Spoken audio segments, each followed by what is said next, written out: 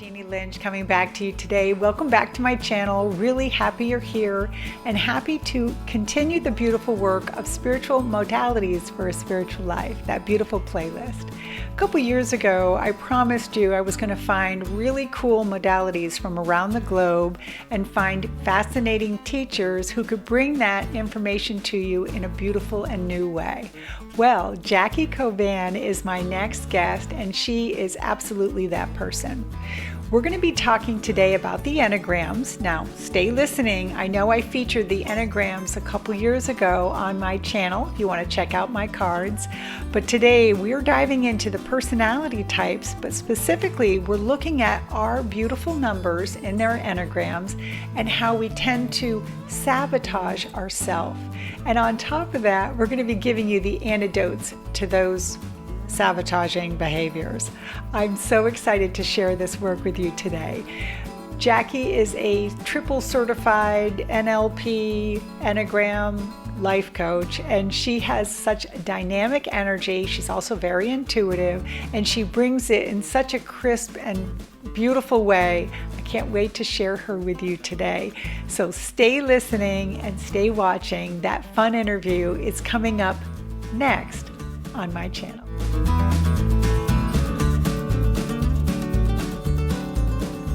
So Jackie, welcome. Say your last name so I pronounce it right. Coban. Okay.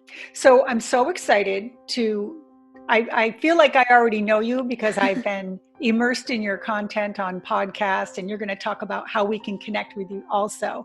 Let me just set this up for my group, for my audience, what's going on today. So whether people are listening to this on the Intuitive Mindset podcast or your table for nine, did I say it right? Yes. Okay.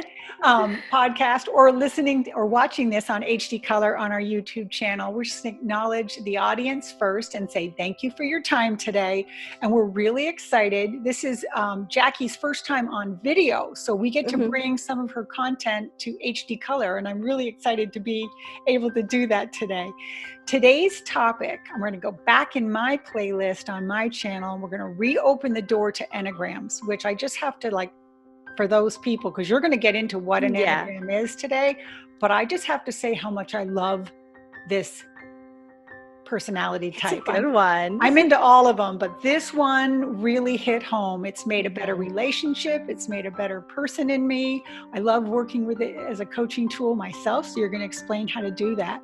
But today we're going to niche down and we're going to talk about the Enneagrams and the whole idea of the personality types, but the saboteur. Though, and you're going to explain this in great detail. So I get to be quiet in a minute. Why don't you tell us a little bit about yourself first, so my audience knows a little bit about you before we get into this work? Absolutely. And thank you so much for having me. This is going to be so fun. I can feel it. Well, my name is Jackie. I am from the New Jersey, New York City area. I am an Enneagram and life coach. And essentially what I like to do is I love life coaching, but I kind of decided early on that people needed more language to describe themselves. And so I help people develop the language behind who, what, and why they are so that they can live a more sustainable life. And so I love doing that through the Enneagram specifically. And so it's just been such a great practice in my coaching. And what I love about the language that you're talking about too, I did see that you're also an NLP practitioner. Yes. Which totally lines up with giving language. And I say in my own spiritual intuitive practice, I say, I'm not going to tell you anything you don't know about yourself today, but what I am going to do is give you language. So it sounds like we're doing the same work. So really cool. Yeah. So tell us a little bit about your podcast, and I love the name of it. So tell us that first so people can find you so they know where to go. Yeah, so it is the Table for Nine podcast, and it is on iTunes, it's on Spotify, and on Anchor. Essentially what I wanted, and that's the name of my coaching practice as well, Table for Nine Coaching, is it's really just, I kind of was like, wow, if we know ourselves well and we know everybody else well, there's no reason we can't have all nine types around our table and still flourish and thrive. And so when I started a podcast, I was like, well, I'm Middle Eastern Mediterranean. And if you know anything about that culture, is that food and tables bring people together in a way that nothing else does. And I was like, well, I want this table to be a safe place where we can talk about hard things and I can speak to people I wouldn't normally work with. And I was like, okay, podcast. So that's kind of where it came from. I love it. And the whole name too, because I know the Enneagrams and the 9 different personality types, and all the more important for where we are in the world right now. We keep we're not going to go any dark on anybody. This is going to be an uplifting time. But we also are not able to really get around outside on the table, but family is the really only one we've been able to be with. So now more than ever, it's important to recognize the difference in each of us, right? It's so true. I love that. Okay, so let's get into the fun part. This is going to be on a couple different playlists on my channel. I'm going to pop you into the intuitive one and the modality ones, because we're going to learn a little bit more about the Enneagrams. So to do that, how did you get involved with the Enneagrams too? Just so my audience knows that. Did someone do a test on you, or how were you introduced? Yeah, so it's actually a funny story. I was working at a nonprofit. The language I'll use is I was doing like 6 or 7 roles for the price of one. So what I realized is I didn't have the language to describe myself, what I liked, what I didn't like, my boundaries, to say, hey, I'm actually not good at this. I can't be a warm body anymore. And I burnt out severely. I moved out of the state, and a friend of mine was like posting about the Enneagram. So I took a test online myself and I typed as an 8, and I was like, that doesn't sound right. Then I took it again, typed as a 6. I was like, okay, I'm done with this. And then after that, I just was like, I'm gonna read a book. And when I read the book for the first time, it was The Wisdom of the Enneagram. I almost fainted in my place when I read the type 2, which we'll get into, but I felt like someone like unzipped a body bag on me, and I was like, dang it. And it was so accurate. So really it was just like through a fun series of events. But it changed everything for me. I love that. So I'm a 3. Okay. So you know who you're talking to, and our audience is going to know what a 2 and a 3 is when we finish. So that's a good segue. Let's dive into today. You're going to tell us a little bit about each Enneagram, and then you're going to tell us the whole connection to the sabotage and that piece of it, so we can really open this up for my audience. So let's dive into that work today. Absolutely. Yeah. So I love going through the 9 types. I'm going to try and do it as fast as I can and as efficient as I can. So essentially it's numbered 1 through 9, and each type has a nickname. So for the type 1, it is the perfectionist or the reformer. I prefer reformer. Okay. But this type, is very organized. If not on their desk, then in their head. They like things just so, and they like to see things in black and white. Really, for them, they have a fear of being bad, of being wrong, and they really fear that if the things around them are not perfect, they're not perfect. The type 2, the helper. Can we stop on the 1 for a second? Yeah. I think the ones that I've worked with, when they get 1, they're like, it's their type 2, not even like they're 1, right? Like I could be, So the ones that I've worked with seem to have what's the word? It's like they don't want to be labeled that, because the word perfectionist, right? Right. If it wasn't for the ones out there, nothing would get done in the world. So it's so true. And so important. That label of perfectionist, I think, puts pressure on them to actually be perfect. So it's like in their head, they're striving to be perfect, but they won't call it perfect because that's too much pressure in a sense. Got it. So I like the fact that you like calling it the reformer. Yeah, because I love to see that my friends want to not perfect everything that they do or that I do, but they really like to add on to it in a beneficial way. I like the reforming part of it. Yeah.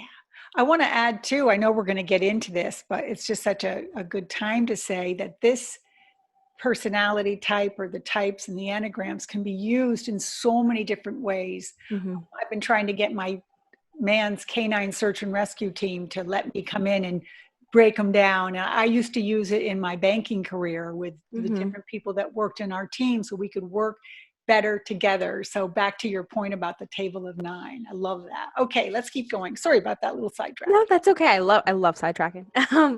So the Enneagram type 2, which is my type, is called the helper or the advocate, or I like ninja. People say ninja. I feel like that's accurate. Well, the type 2, they really are the helpers. They are the people who won't leave your party if there are dishes in the sink, or they'll at least keep you company while you do them. They really are indiscriminate caregivers, but for them, they really feel like they cannot place themselves in a place that really has to have needs, because if they're not needed by others, they're not loved.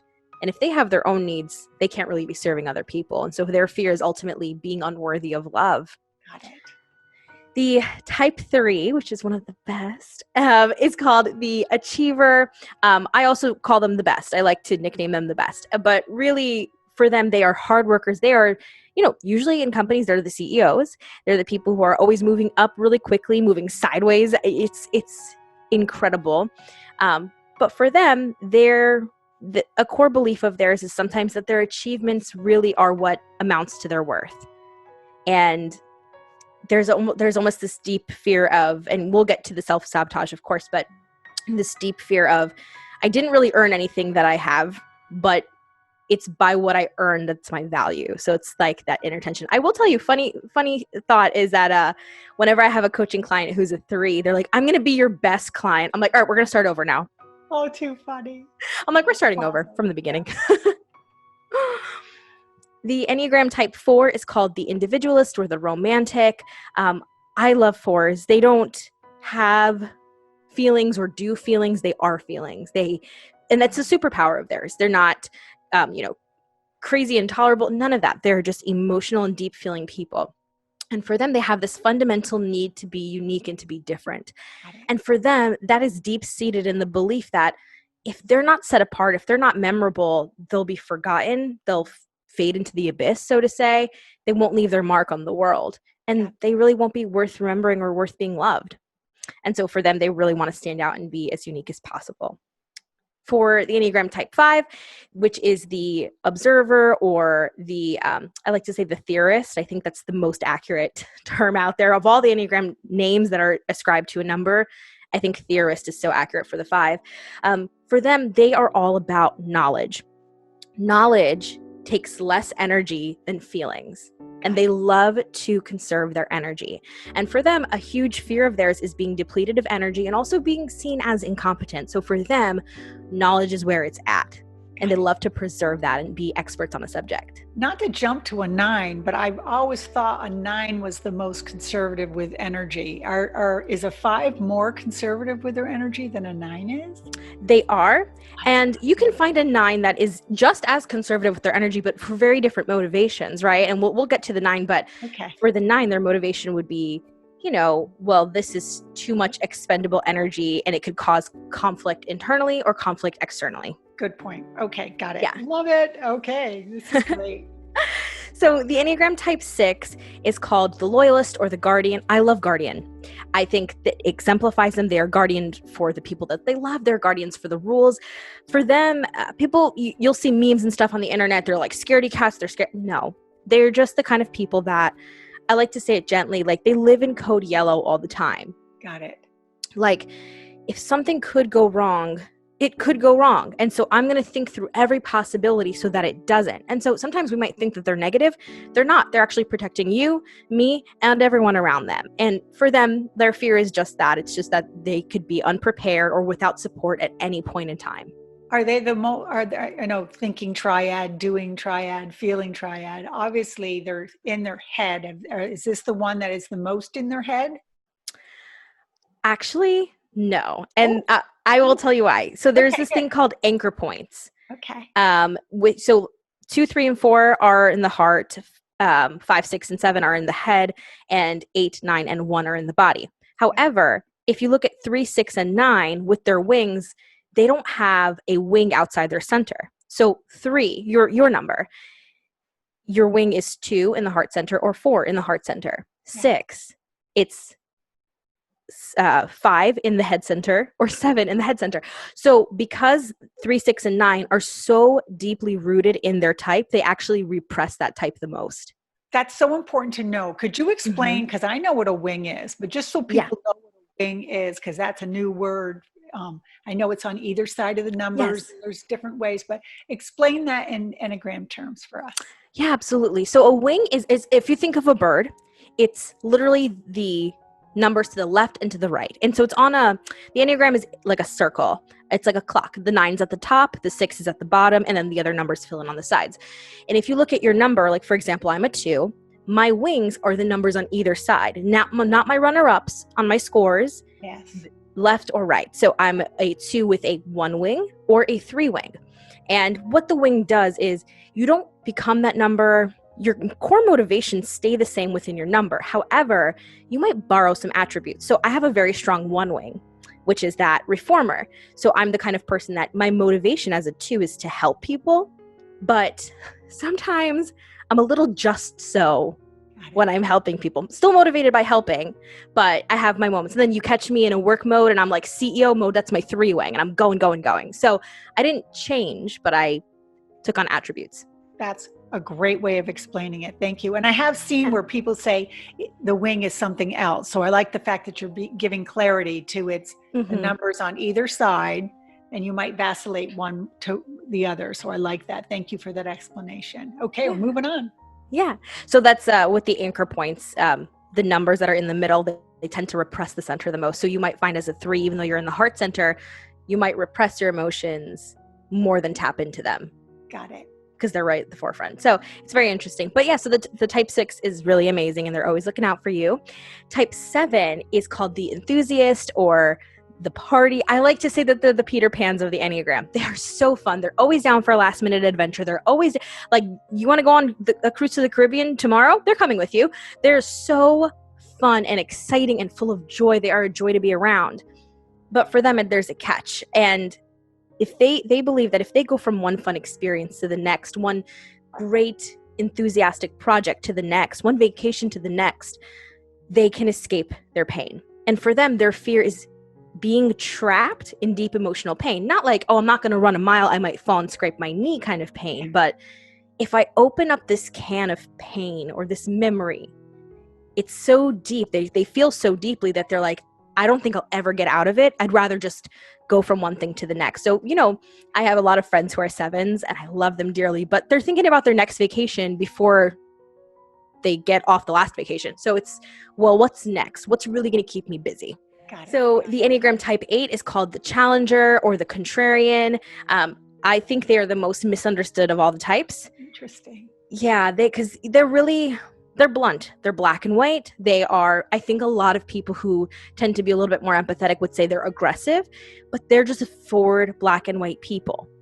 They really are. And for them, their fear is being rejected or being blindsided or at the mercy of injustice. And so for them, even though they're really, really tough, they will always look out for the little guy. I have a lot of 2s and 8s get along really well. So I have a lot of friends who are type 8s, and it's almost like they become bigger when they see someone attacking me or making fun of me. And they are really looking out. So a lot of people think that Mother Teresa would be a type 2, a helper, but most people who work closely, a lot of Enneagram teachers have actually worked closely with her, and they say she's a type 8 because she's tough as nails, but she's looking out for the little guy. She's looking out for the underdog. Got it. Oh, that's perfect. And last one, the Enneagram type 9 is the peacemaker or the wallflower, and they are just the sweethearts. They get along with everybody all the time. They really are sweet, and they blend really well with people. So you won't always know that a 9 is in the room, but you'll always like them. And they are, like their name says, the peacemakers. For them, though, it comes at a cost. So their fear is conflict, especially direct conflict. Like tension in a room is really unbearable, but it's fine. It's really that direct conflict. And so for them, they'll blend or merge with everybody else. Like, what do you want for dinner?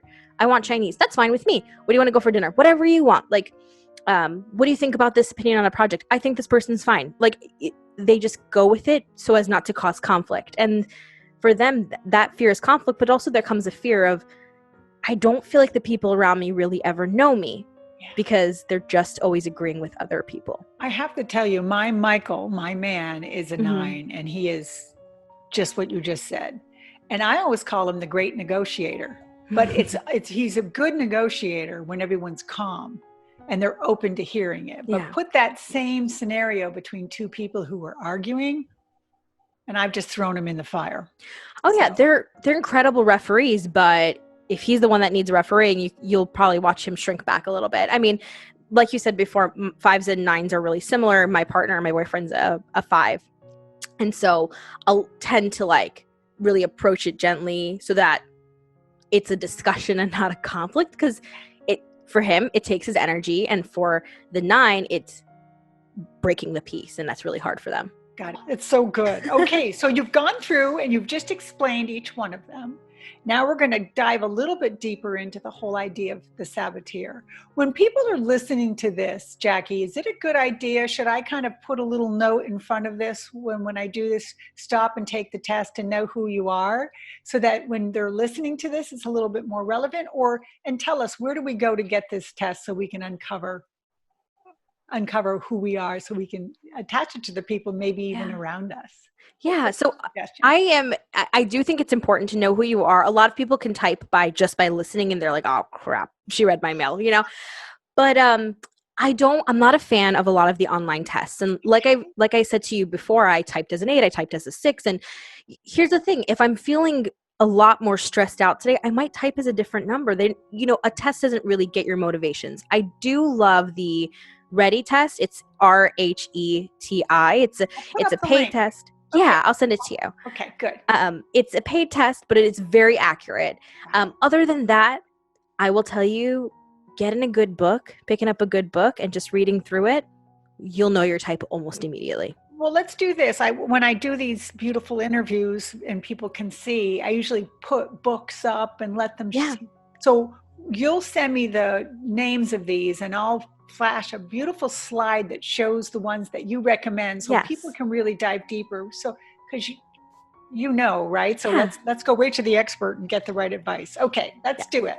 Okay, so first off, explain how you ended up doing a whole podcast on the saboteur. I mean, obviously, tell me your motivation for wanting people to know this information before we dive in and break it down. Absolutely. So here's the thing. I use the Enneagram in my coaching because I don't think it's a one-size-fits-all thing. I think if you want to run 3 miles and your partner wants to run 3 miles, you have 2 different things stopping you. So one thing I noticed across the board, even with the Enneagram, was the need and the drive to have to tell the client in front of me, you're not hitting a wall, you are the wall. And that was really hard. It's hard to tell people they're self-sabotaging, but it was even harder to realize everyone does it. It's not particular to a specific type. Everybody does it when they're afraid.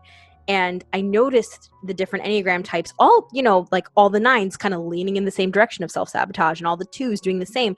And so I did this podcast episode where I was like, hey, consider it like a rumble strip, right? You don't always know when you're veering off, but it's like, da, da, da, da, da, and then you're like, oh, okay, gotta veer back a little. And so that self-sabotage can ruin relationships, careers. It thwarts your own dreams in front of you. And I think it's really important to know that as your Enneagram type. And from an energy healer, I call those energy blocks. And I see them the same way you're saying, right? That people, sometimes I always say this is my great explanation to what you're saying. I say, if you take you, and this is who you are, you're beautiful, right? And I shine a whole bunch of light on who you are. There's major light focused on that. It creates a shadow in the back. Depending on how much light is in front. And it's that shadow that can cause the contrast. So you show me anyone's asset and I'll show you a liability standing right behind them. So when they're out of power, and I know you know that in your coaching business. So that's what we're looking at today, people. When you hear us talk about what we're about to get into, let's do it. We're going to go through each one of the Enneagrams and the saboteur in each one of us. Let's start with the 1, right? Let's do it. So like we were talking about, sometimes the type 1 has a bent towards perfectionism. And for them, that's self-sabotage. Not only because you never end up reaching a goal when you're waiting for it to be perfect, but also because the type 1s who are really diligent, they just end up quitting. And it's interesting because they'll give you a really, really great reason. I have a friend of mine who's a type 1 who switched a million careers, switched a million majors, and had this polished explanation. And we all believe her. We were like, yeah, you're so right. This is a better idea. and come to realize she was self-sabotaging because she didn't think she could actually complete this thing perfectly. So she just moved on to the next thing that she could possibly complete. So that's so fascinating. I thought it was just because they moved the goal out. You know what I mean? So they're never achieving it because it can be that too. what they were, right? So fascinating. Mm-hmm. Yeah. For the type 2, the helper, the lover of people, it's first of all neglect, but then also infatuation. So on two different ends, they neglect themselves, which is a form of self-sabotage in and of itself. You don't take care of yourself, you really can't do anything. And you'll see that with with a type 2 who's got a low level of function. They have knots in their hair, they haven't brushed their teeth. Like there's a really big neglect. And sometimes it's in small ways if you're more healthy. What that neglect leads into is an infatuation of the other person, a fixation on the person that they have their eye on. So let's say it's their partner, let's say it's their boss, let's say it's a person of influence they recently connected with. They will fixate on that person to meet their needs. It'll become almost obsession-like. Is this what they're called, the people pleaser? Because they're trying to take care of someone else? Yes. Okay. Fascinating. Yes. And so it'll sabotage their relationships because they've neglected themselves, they have to be fixated on something, and it's always another person. I love that. So can I put you on the spot? What do you have to go back a number? What is the antidote for a 1 and what is the antidote for a 2? So you were talking about the perfectionism, and here you are coaching people through this to not make the goal. What would you say? Do you mind if I add that in as we go through these so that people can go, ooh, and the way to fix that is, what would you, and I know you'd go into much more detail if you were working with somebody, but off the cuff, back to a 1 for a second, what would be the antidote for their sabotaging themselves?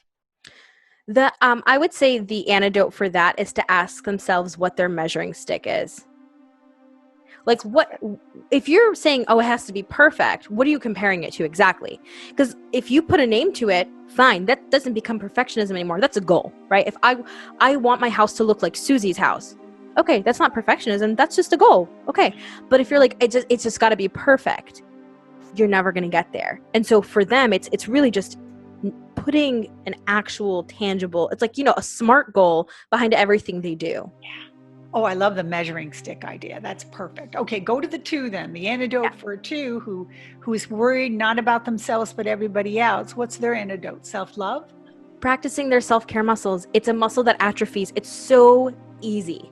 Like things like showering for some. And for some type 2s, it's saying no or taking a day off. So for the most part, this summer, I've taken a lot of Fridays off, which is very, very hard for me because I don't like to say no to people when they want to schedule something on a Friday. And I've gone to the beach. And for me, that has made me less fixated and obsessed with people so I can actually love them properly, so I can actually help them properly. Well, I tell you, I happened to notice how busy you were on our podcast group. I was like, how is she getting all this done? You were going to fit me today. So thank you for being a 2 and taking care of yourself. Okay. I love that. Let's keep going. Number 3, saboteur, and then the antidote. Absolutely. So the self-sabotage of the type 3 is actually imposter syndrome. Say that which again? is imposter syndrome. Okay. So that is really, first and foremost, it's being so afraid that someone at some point is going to find you out as a fake, a fraud, or a phony. But it's also this deep-rooted belief that you didn't actually earn where you are and you could fall like that. Got it. And the thing with the type 3 is, and I think everybody struggles with this, and you can struggle, like this is not married to each Enneagram type. You can struggle with all of these or none of these.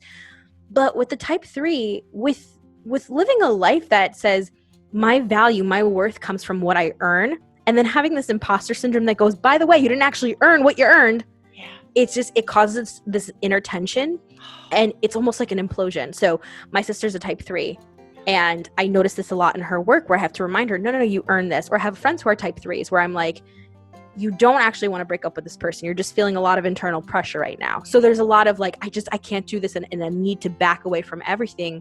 That imposter syndrome, self-sabotage. So that, I think the antidote for that, honestly, is to correct that voice when you hear it. Yeah. They're going to find me out as a fake, a fraud, or a phony. Well, let me ask myself, like, if someone could walk into this office right now, what could they actually accuse me of and be right? Nothing. Okay, great. How did I get here? I worked really hard and they offered me the job. Okay. Bringing reality back to your fear. Yeah. Oh, I just have to totally connect being the 3. Yeah. So for the first time in my entire life, I'm not working. Like I'm not, going and taking a paycheck, and Michael is supporting me. And so that whole message, just what you said, my heart's going right now. That imposter syndrome. Yeah. But it allows me to do this work that I get to do all day. And so, it's joy, and I'm helping people, and the rest of it, I have to remind myself all that every day. So I am your classic 3, and thanks for the antidote. Okay, moving on, number 4. Yeah. Thank you for your vulnerability. Yeah. So for the type 4, it's comparison. And I know people struggle with this a lot. The type 4's core fear is or core feeling is envy. So it's like, not I'm jealous of you, but like, what's wrong with me that I don't have what you have? So that comparison is not necessarily always comparing myself to the person next to me. Sometimes it's comparing my past to my present and my present to my future. They tend to idealize. So they think of the past and the good old days, and they'll be like, I shouldn't be where I am right now. I should be further. Or they'll look at their present and their future, their idealized future, and go, I don't like where I am. What ends up happening is they self-sabotage the present hardcore because they're trying to either figure out what was wrong in the past or get to the future, and they don't live in the present. So for a type 4 who's idealizing, it's hard to say yes to that second date. It's hard to say yes to that job offer, or even submit an application. It's hard to do things because you just don't know if it's going to line up with the future. So the antidote for that, honestly, is, and it's so simple and it's so hard at the same time, is to live in the present. Celebrate present feelings, present moments. If you find yourself drifting to the past or to the future, think about today. Think about yesterday and tomorrow as far as past and future, but that's it. Yeah. Oh, but I love stay that. grounded in the present. I love that. And let me add to that, the only place you can manifest anything is from the present moment. So if they could do that, so much more will happen for them, right? So I love that. I love that you're giving the antidotes. This is great. Thank you for bringing that up. I didn't even think about that. Yeah, it's perfect. Number 5. Yeah. So for the type 5, it's actually a lack of self-confidence, which is really hard for me to wrap my head around because they are usually very smart. Type 5s are really intelligent, very knowledge-based. But here's the thing.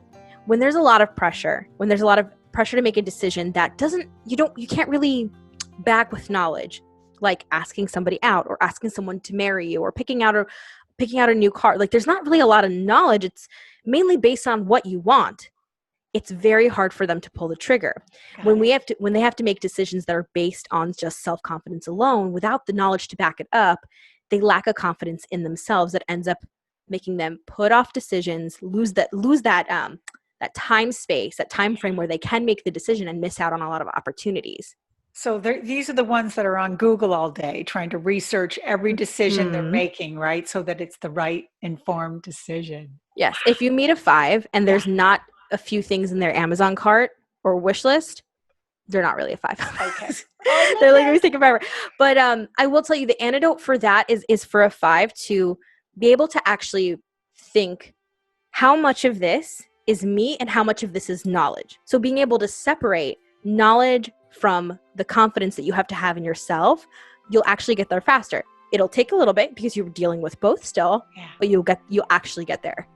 So you're really intuitive. You know that, right? Yeah. Okay. Thank you. So what came first, the chicken or the egg? I mean, I'm listening to you and I'm thinking, I love that you have the language of using the Enneagrams to help people through these processes, but it takes a reader to know a reader. I'm telling you, I'm listening to you and you are really intuitive. I appreciate that. You know what it is? Honestly, like I am intuitive and I'm an empath, but really I've gotten to a place from my unhealthy 2 where I felt like I needed to be needed.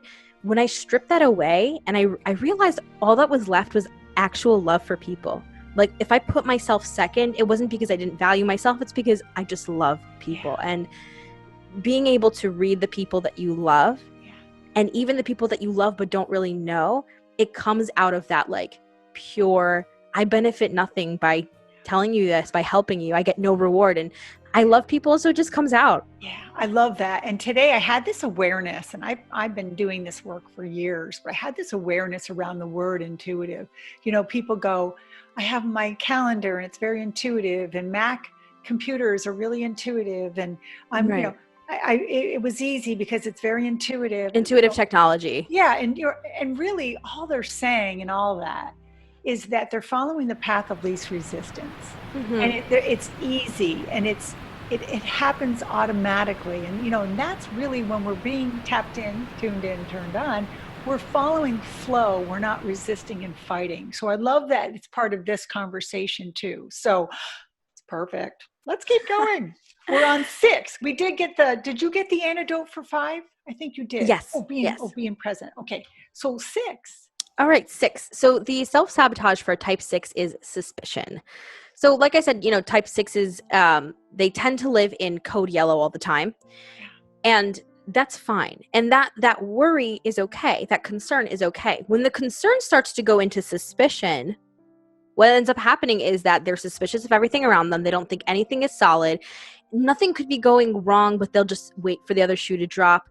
And what they end up doing is putting people, authority figures, even organizations that they're involved with to the test, like silently testing them to see that they're really true and see what they're made of. But no, for the type 6, they're actually really stuck, tend to be a little bit stuck in their ways in a sense that they think that it's going to be the most safe option. Got it. That makes sense to me. Yeah. Okay. So the antidote for a 6 is? So the antidote for a 6, honestly, is to ask yourself in a moment that you start getting suspicious for no reason, what am I really trying to figure out? And do I need to figure it out? For 7, the adventurous. Yes. So the number 7, the type 7, it's hard. It's really hard to say this. So I need to explain it, but is settling and blinders, which is very weird for a type 7 because they'll jump from one thing to the next. They don't really settle. They're just like, no, I want everything. I want all of that. I want one of everything. But they're so focused on just going from one experience to the next, whatever drives them away from their pain, they'll settle for good, but they don't really put in the extra work to get to great. Got it. And that ends up sabotaging. So for a type 7, what they really need to do is say, okay, that no pain, no gain, it's not just for the gym, right? Even if you open a little bit of pain for yourself or deal with one issue, you're not going to be trapped in it. But that dealing with that little thing, that core issue, that core trauma might bring you to the next level so that you don't have to settle for good. You can actually go to great in your life. I love that. Number 8. Yes, for the Enneagram type 8 is expectation. That self-sabotage is expectation. For them, there's, for type 8s, there's an intensity in general. And they really feel that in a moment of argument or even conversation that's intense, they have this expectation of the other person to match them at all times because that's love. For them, that match and intimacy. If I'm yelling and you're yelling, we're not fighting, we're being intimate. Got it. So that expectation of people to change their mind immediately or to match that intensity, that sabotages things because when the 8 notices that's not happening, they start to think that they're being rejected, they're not being loved. They get bigger and louder and go to a more unhealthy side and unfortunately could say something they don't mean. Got it. So what's the antidote for them? Don't expect things from people. Okay. Expect them to be them. So here's the thing. I'm not nagging on all expectations. Like, you should have expectations of the people around you and the people that you love, and they should have some of you.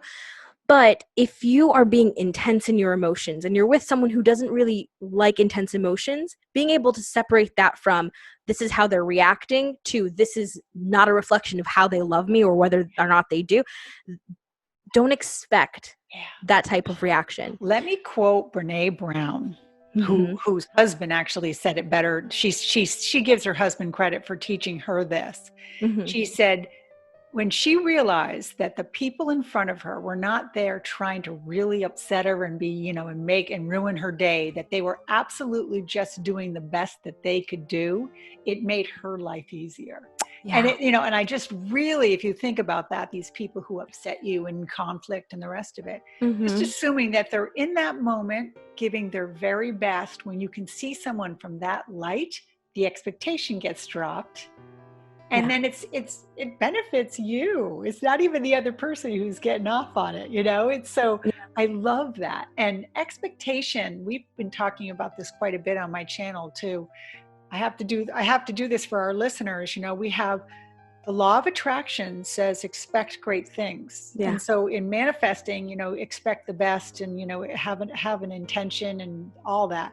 In Buddhism, have no expectations because you're not in the moment. So people have asked me so often, what do you do? I call it how do you balance that? Yeah. How do you balance that? You're defining it today in this number. I define it as the mark of expectation out of power. The truth is to find the balance between all that. Yeah. To just be and accept, right? So that is your antidote for number 8. 8, you got some extra information there. So make sure you're taking notes. I love that. This number 9, we're going to go to the saboteur, and then we're done with this. And we get to do a little rapid fire on you, and then we're almost done our show. So keep listening, people. And don't forget, if people are listening to this on the Intuitive Mindset podcast or the Table of 49 podcast or watching this on YouTube channel, let us know in a comment. Let us know what your number is. If you found this beneficial, what did you learn? We love feedback. So we're only here to be better for you. Okay, number 9. All right, type 9. So like I said, we've got the peacemaker. And so for them, that self-sabotage is actually passiveness and procrastination.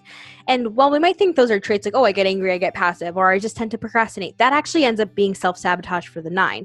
Because the reason they do those things is not to cause conflict. Okay. But when you procrastinate something, it causes conflict. When you're passive, it causes conflict. And so they end up sabotaging themselves. They burst their own dam in a sense. Got it. So I think the solution there, the antidote there is honestly to say, for them to pick the lesser of two evils in a moment. To say, hey, I'm going to give myself a moment of rest, but I am not going to procrastinate. To say, hey, I'm going to bite my tongue on this one, but I'm never going to be passive. I'm going to say what's on my mind to the best of my ability. Because if my bigger goal is to not cause conflict or to not be involved in conflict, these things are part of it. Good point. I can only speak from my Michael, who is a procrastinator, okay, but he causes his own dukkha, his own pain, because sometimes he'll put a couple things off and then he's down to the wire and he'll get called out on a search.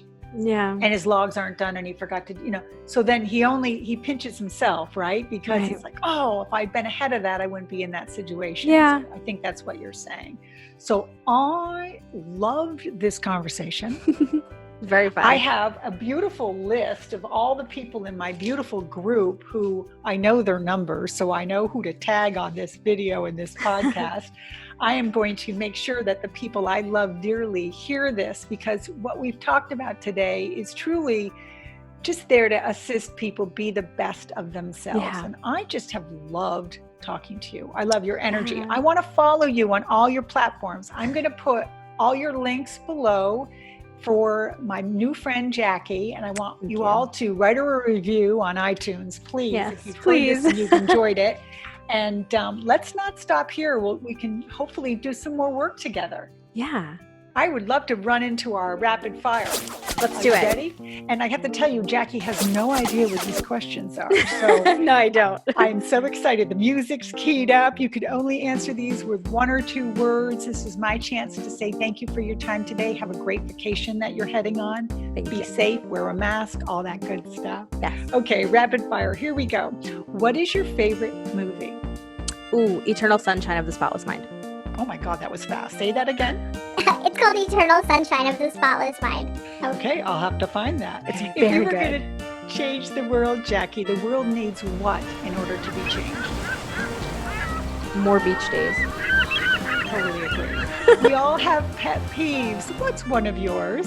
When someone tells me I don't understand. Oh, When they vent to me and they're like, you don't get it. And I'm like, ugh. oh my gosh. And a personal quality about yourself that you love.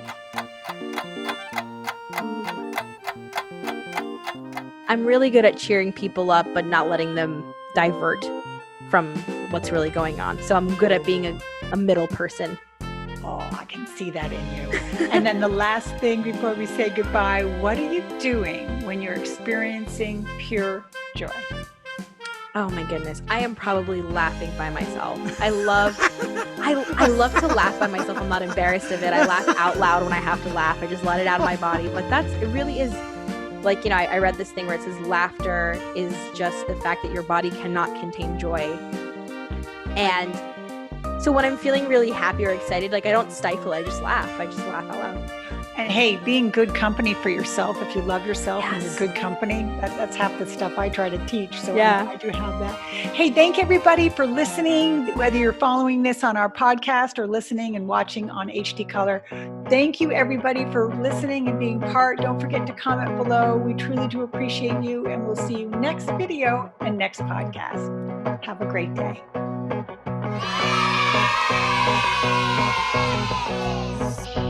Can I stop smiling now?